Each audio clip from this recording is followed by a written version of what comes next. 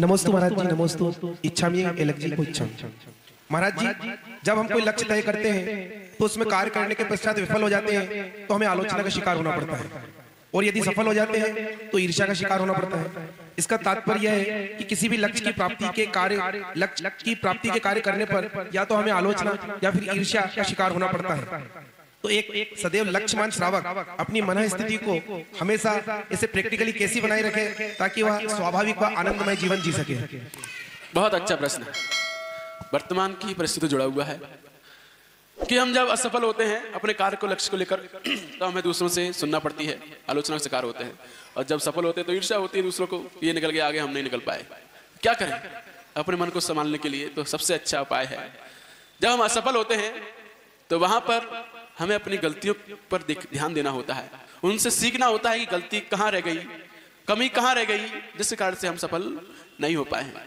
क्योंकि असफलता कोई गुनाह नहीं है, लेकिन असफलता के डर से कोशिश ना करना सबसे बड़ा गुनाह है।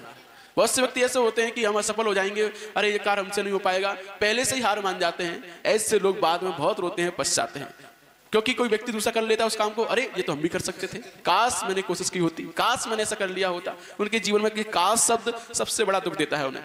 तो असफलता इतनी दुख नहीं देती, इतना दुख एक काश शब्द देता है, काश मैंने प्रयास किया होता। तो इसीलिए अपने जीवन में ये दुख जीवन भर सताता है, असफलता जीवन भर नहीं सताती। वो कहती कि आज जो कमी रही है अगली बार उसमें सुधार करके हम आगे बढ़ेंगे। ये असफलता हमें कुछ सिखाती है, आगे बढ़ने की प्रेरणा देती है, अनुभव देती है।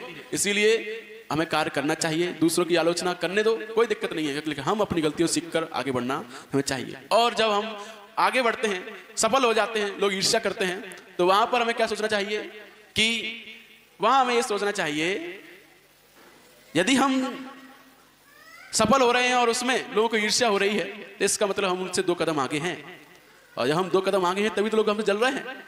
तो हमें अपने आप को अपने ऊपर गर्व होना चाहिए कि हम उनसे 2 कदम आगे हैं, पीछे नहीं है। जलने वाले जलने दो, उनका काम ही जलने का है, हमारा काम उन्नति करने का है, आगे बढ़ने का है। तो इसीलिए उनकी चिंता हमें नहीं करनी है, जल रहे हैं, क्योंकि उनका काम ही यही है। हमें तो अपनी चिंता करनी है कि हमें किस प्रकार से आगे बढ़ते हुए अपने जीवन को जीना है।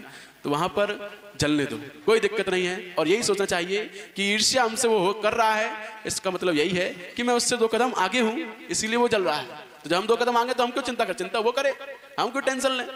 वहां हमें ये सोचना चाहिए। तो असफल होने पर शिक्षा लेनी चाहिए, काश ऐसा कर लिया होता, ये इसमें मत जीना कभी।